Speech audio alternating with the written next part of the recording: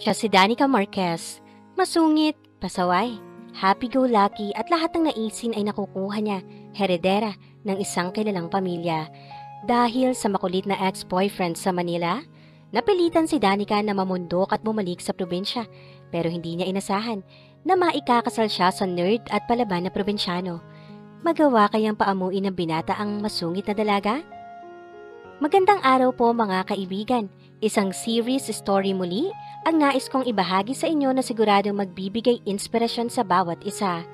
Pero bago tayo magpatuloy, kung bago ka pa lamang sa akin channel ay pakilike po ng ating video, paklik din ang subscribe button, gayon din ang bell icon para lagi kayong updated sa mga parating ko pang uploads. Kanina pa mainit ang ulo ni Danica dahil sa natanggap na tawag mula sa daddy niya. Pinauuwi siya nito ng Santo Domingo dahil birthday ng lolo Samuel niya. Napabuntong hininga siya. Mahal niya ang lolo niya pero wala siyang balak umuwi ng Santo Domingo. Paniguradong kukulitin lang siya ng daddy niya na mag-take over na sa company nila. Na ayaw niya naman. Hindi niya kayang manatili sa isang lugar na mahabang panahon. At iyon ang mangyayari once na pumayag siya sa gusto ng daddy niya.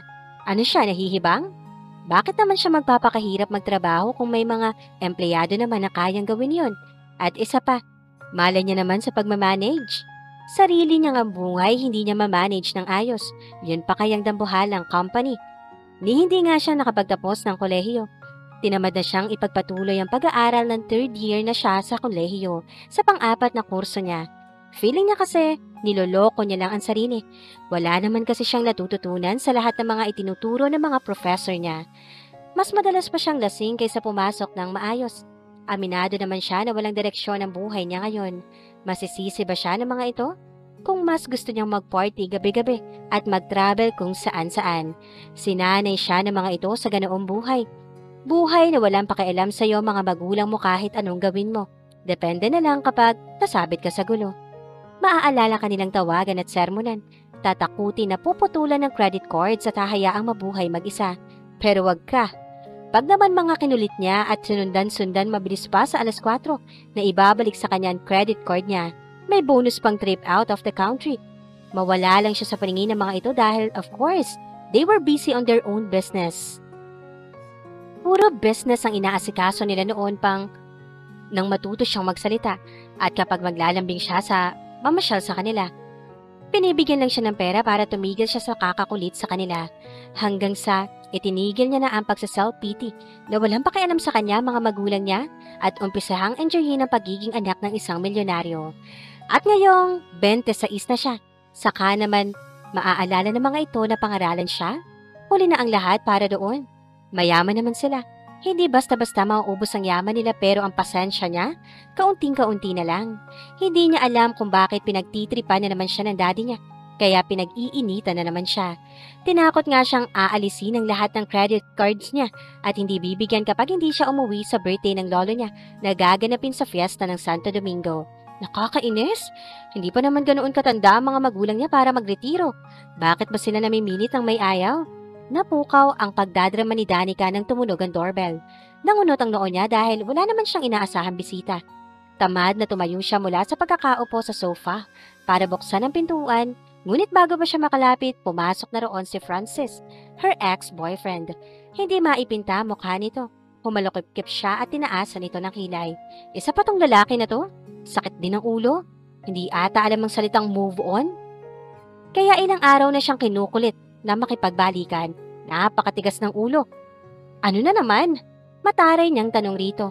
Pinaalala niya rin sa sarili na palitan ang lock ng kondo niya. May access nga pala ang lalaking ito. Umamo naman kaagad ang mukha ni Francis. Iniabot sa kanya ang isang bouquet ng bulaklak na di niya pinagkaabalahang abutin o tingnan man lang. Hindi naman nagustuhan ni Francis ang ginawa niya. Muling dumilim ang mukha nito nang mapagtantong wala siyang balak kunin ang ibinibigay nito. Pwede ba tayo mag-usap, Danica? Na naman? Pwede ba tigilan mo na ako? Wala na akong balak magpagbalikan sa'yo. Malakas na sigaw niya. Mainit na ang ulo niya kanina pa at mas pinaiinit iyon ni Francis. Why can't he live here alone? Nagulat siya ng malakas na higitin nito ang braso niya. Ang kaninang maamong mukha ni Francis, ngayon ay nandidisik na ang mga mata at nanggagalaiti ang mga bagang. Nag-transform si Francis real quick. Hindi ako laruan na basta mo na lang itatapon, Danica. Sounds family. Parang narinig na niya yon sa isa sa mga Filipino film na napanood niya. Mas lalong humigpit ang hawak nito sa braso niya. Dumiin din ang kuko nito sa makinis niyang braso. Ano ba, Francis? Nasasaktan ako. Mas masakit pa riyan ang pananakit na ginawa mo sa akin. Minahal kita. Mahal na mahal. Lahat binigay ko sa'yo kahit magmukha akong hibang nahahabol-habol sa'yo. Pumiyok at bahagyang humina ang boses ni Francis sa huli nitong sinabi. Kahit konti, may naramdaman naman na konsensya sa kanya. Oo, hindi naman siya totally na taong bato. Totoo naman kasi na lahat ng ibinigay na ni Francis sa kanya. Ramdam niya na mahal siya nito. Pero yun kasi yung naging problema eh. Masyado siyang mahal ni Francis to the point na nahihirapan na siyang huminga sa relasyon nila. Mahal siya nito, kaya ayaw siyang mawala nito. Gets niya yun? Ang di niya lang gets ay ang sobrang pagiging seloso nito. Pati mga kabarkada niya, inaaway at pinanghihinalaan. Halos ayaw na siya nitong palabasin at ang gusto lang ay silang dalawa lagi ang magkasama. Ikinukulong siya ni Francis. Pinaliliit ang mundo niya. Masyado siyang hinihigpitan kaya naman nais niyang kumawala. Nakipag-break siya.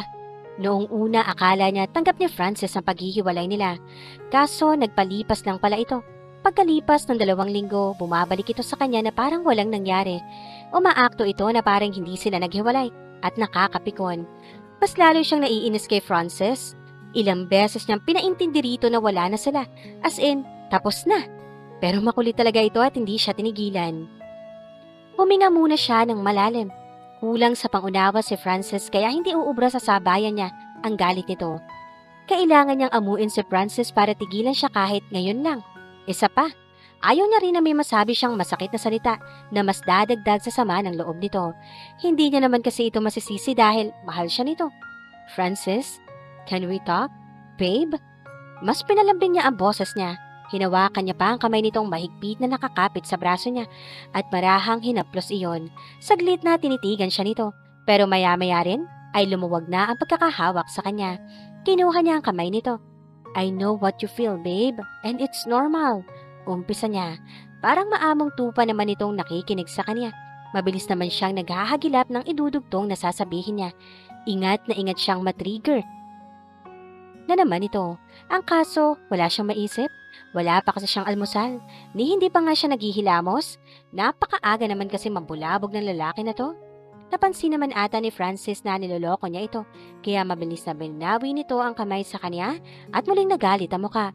Niloloko mo lang ako, Danica. Diyan ka lang magaling. Sa pangloloko mo. Halos mayanig ang buong kondo niya sa lakas ng sigaw ni Francis. Natakot siya. Lalo na nang para itong hibang na nagpaikot-ikot sa harapan niya habang nakahawak sa buhok nito. Napaatras siya nang huminto ito sa harapan niya. Hindi ako papayag na basta mo na lang ako itapon, Danica. Kung hindi ka mababa sa akin, mabuti pa mawala ka na lang. Natigilan naman si Danica sa huling sinabi ni Francis.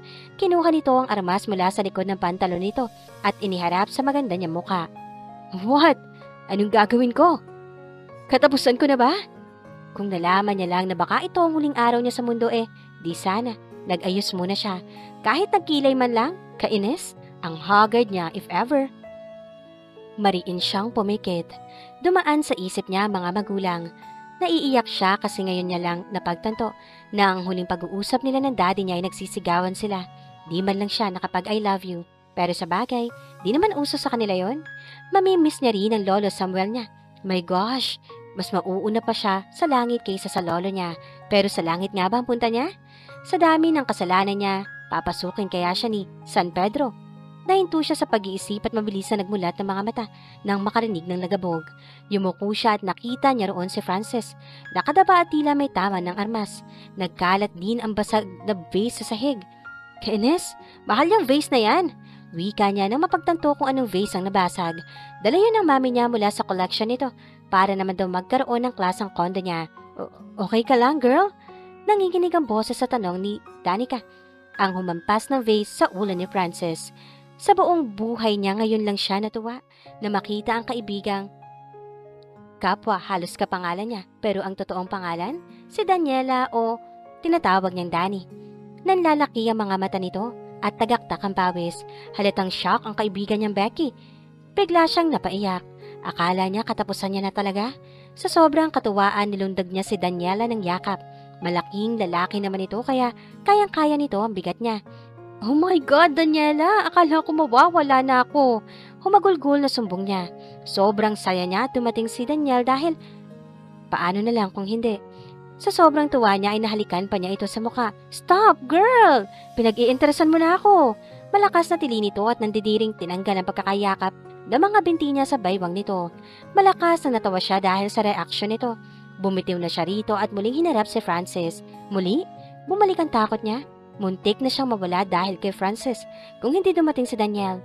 Wala na ba siya? Natatakot na tanong niya. Hindi na kasi gumagalaw ang binata sa pagkakadapa nito. Oh my God, wala na ata siya. Kabado ring tanong ni Daniela na umusog papalapit sa kanya. Magkatabi silang nakatunghay sa nakatapang si Francis. Pareho silang kabado na baka nakagawa na sila ng krimen.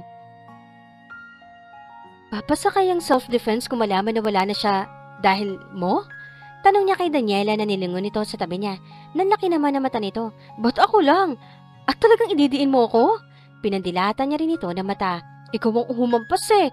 Kainis? Sabay na wika nila nang tila narinig nila ang mahinang tinig ni Francis. Buhay pa. Pulalas ni Daniela. Hampasin mo uli. Takot ng utos niya sa kaibigan. Ay, nag-utos pa. Singhal nito sa kanya sabay pagpag ng kamay niyang nakakapit sa manggas nito. Malakas naman siyang napatili nang hawakan ni Francis ang binti niya. Sa sobrang takot na nararamdaman ni Danica ay agad niyang pinagpag ang paa. Hindi na niya alintana na nasipa na niya ang mukha ni Francis kaya naman nabitawan siya nito. Nagmamadali naman siyang tumakbo. Dinaanan niya pa ang cellphone niyang nakapatong sa table sa kadali-daling lumabas ng kondo niya. Hoy, Danica, antayin mo ko! Sigaw ni Daniela na nakasunod rin sa kanya. Sa elevator na siya nito inabutan. Nakahinga siya ng maluwag nang sumara na ang elevator. Hinihingal na nilingon niya ang kaibigan. Natawa na siya sa itsura nito. Namumutla at pawis na pawis. Pasaway ka talaga. Pagkatapos kitang iligtas, iiwanan mo ko. Wala kang utang na loob. Talak nito sa kanya. Sumandal siya sa dingding ng elevator para kumuha ng lakas. Nakakawala ng ganda ang eksena kanina. Mga lalaki talaga. Wika niya na mag-sink in sa kanya ang lahat ng nangyari. Lumambot naman ang ekspresyon ni Daniela at may pag-aalalang hinawakan siya sa braso. Anong plano mo? Malamang na hindi ka tigilan ni Francis. Marahas na napabuga siya ng hangin. I'm going back home. Aniya na tila nanlulumo. Wala siyang choice kundi ang bumalik ng Santo Domingo para makapagtago sa makulit na si Francis. Ano ang kahihinat na ni Danica sa pagbabalik niya sa Santo Domingo? At dito na po nagtatapos ang kabanata ng ating kwento. Please like, share, subscribe for more updates. Maraming salamat po.